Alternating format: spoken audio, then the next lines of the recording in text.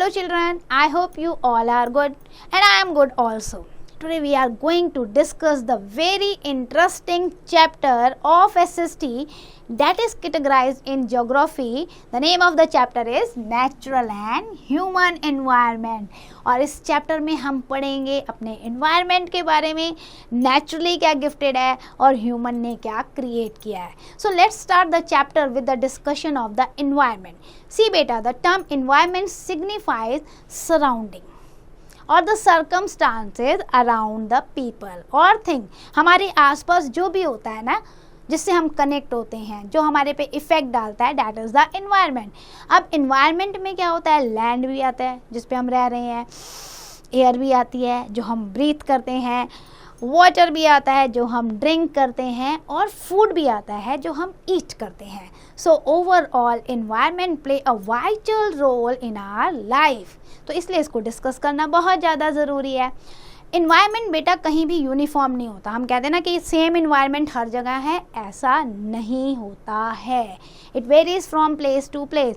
India में जो environment आपको मिलेगा हिली एरिया में, वो आपको प्लेट्यू रीजन में नहीं मिलेगा, प्लेन रीजन में नहीं मिलेगा, different. Also the climate also change from place to place. अब क्लाइमेट चेंज होने की वजह से हमारी सारी हैबिट चेंज हो जाती है.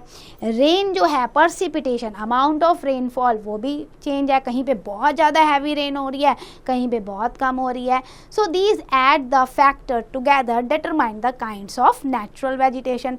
अब इसकी वजह से हर प्लेस का नेचुरल वेजिटेशन जो है वो अलग हो जाता है. नेचुरल वेजिटेशन क्या होता है? The vegetation which grow without the interference of the human, जिसमें ह्यूमन की कोई इन्वॉल्वमेंट नहीं है, अपने आप नेचुरली ग्रो हो रही है. सो वो नेचुरल वेजिटेशन है. और इन्हीं रीज़न से अलग अलग रीज़न में डिफरेंट एनिमल्स, बर्ड्स भी पाए जाते हैं. So it is according to the environment that people grow certain crops, adopt certain food habits and the dresses. Environment के अकॉर्डिंग ही हम पहनते हैं ना बेटा, कि क्या हमें पहनना है, क्या खाना है, किस टाइप की फसल उगनी चाहिए. So environment can be categorized in two broad types. One is the natural environment, another is the man-made or human environment. So अब इसके components आप देखो.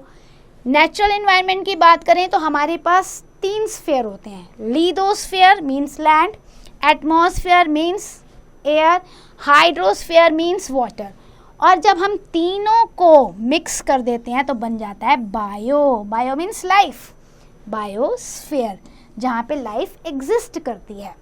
मैन मेड इन्वायरमेंट को देखें तो जो जो हमने फैसिलिटीज़ बनाई हैं, डेवलप की हैं, कंस्ट्रक्ट की हैं अपनी सुविधा के लिए, that is man made environment. Factory है, पार्क है, ब्रिज है, रोड है, बिल्डिंग है, ये हमने बनाए हैं. अब नेचुरल इन्वायरमेंट को थोड़ा सा डिटेल में पढ़ते हैं. Natural environment can be classified into 2 broad types. पहला होता है आपका फिजिकल इन्वायरमेंट या एबायोटिक भी आप कह सकते हो. और एबायोटिक आपको सबसे ज़्यादा याद रखना है क्योंकि ये बहुत बार यूज़ होता है ज्योग्राफी में.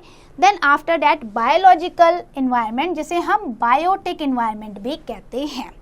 अभी जो एबायोटिक यानी कि फिजिकल इन्वायरमेंट जो है, that is related to the non living elements, means the resources और the thing which is having the origin from the non living things. तो आपका एबायोटिक इन्वायरमेंट में आते हैं क्या? लैंड, वाटर, एयर, रॉक्स, इनमें लाइफ नहीं है. सो एबायोटिक इन्वायरमेंट, पर ये हम इफेक्ट करते हैं हमें. अब बायोटिक इन्वायरमेंट में जो आता है आपका, बायो मीन्स ही लाइफ होता है. सो बायोलॉजिकल इन्वायरमेंट में क्या आएगा? प्लांट्स, एनिमल्स, ह्यूमन बींग्स, ये सब आएंगे बायोटिक इन्वायरमेंट में. These 2 types of environment influence each other, interacted each other, interrelated and interdependent. So any change in any one brings about the change in the other also. ये सब एक दूसरे से related है. एक में भी अगर चेंज आता है तो बाकी सब भी इफेक्ट होते हैं. अब हम बात करते हैं स्फीयर और zones of the natural environment की. So we are having the 3 spheres and combinedly 3 sphere we are having the 4 sphere. First is the lithosphere, which means the land on which we are living. That is the crust or the uppermost solid layer of the earth made up of the rock and soil.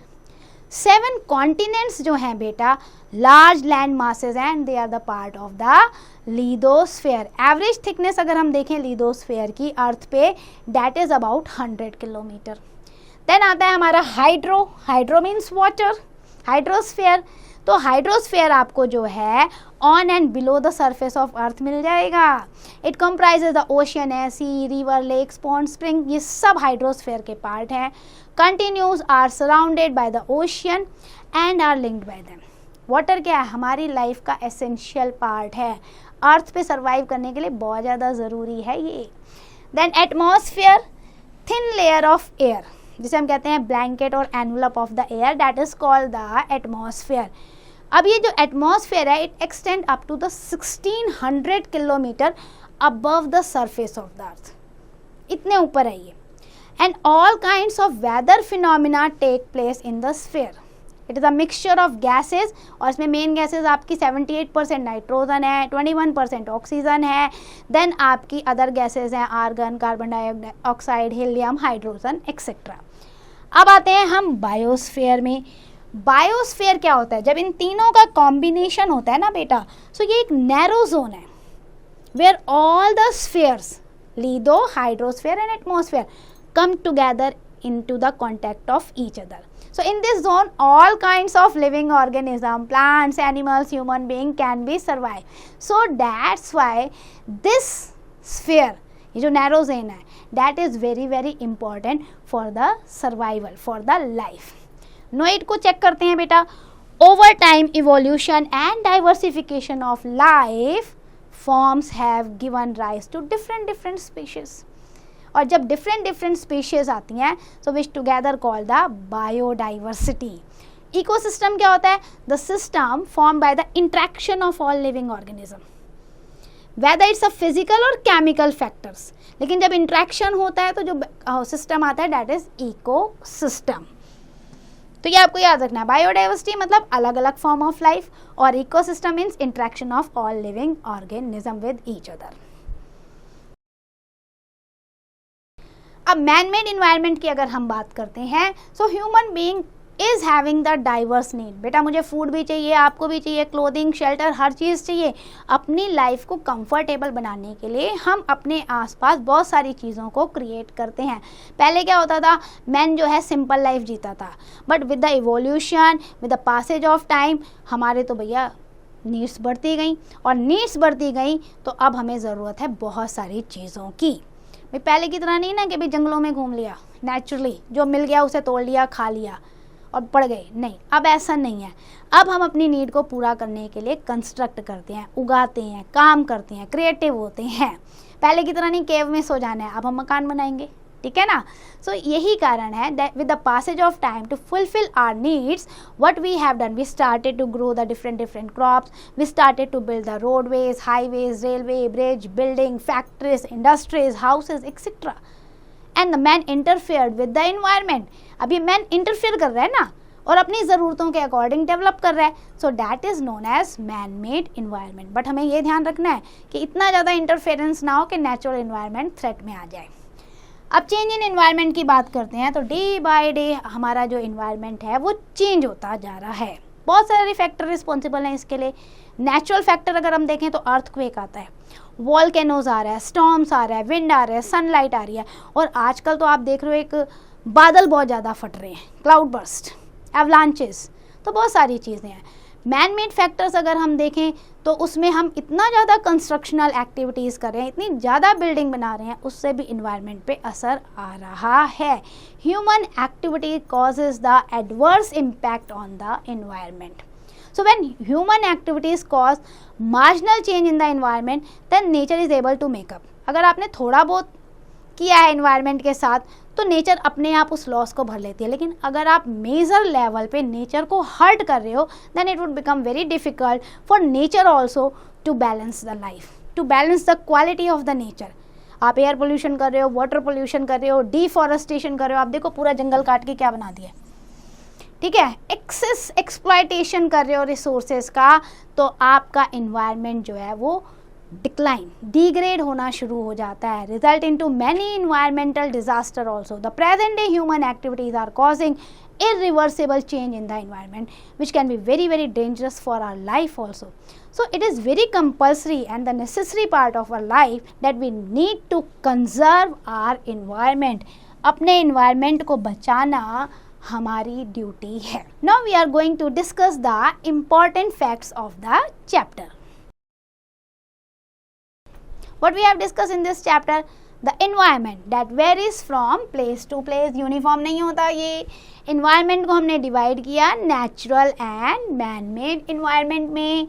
Natural environment को हमने further divide किया biotic और abiotic. Physical जो है आपका abiotic environment हो गया और बायोलॉजिकल आपका हो गया biotic environment. Then natural environment is further divided into two parts, and four spheres of the natural environment are lithosphere, hydrosphere, atmosphere and biosphere. Man-made environment को हमने डिस्कस किया. It is created by the man through its different activities. And then we have discussed changes in the environment can be caused due to the natural factor also and as well as the human factor also. But we are having the responsibility and duty to conserve our environment. So that's end for the chapter. I hope you understand each and every concept. Now it's your turn to the exercise carefully.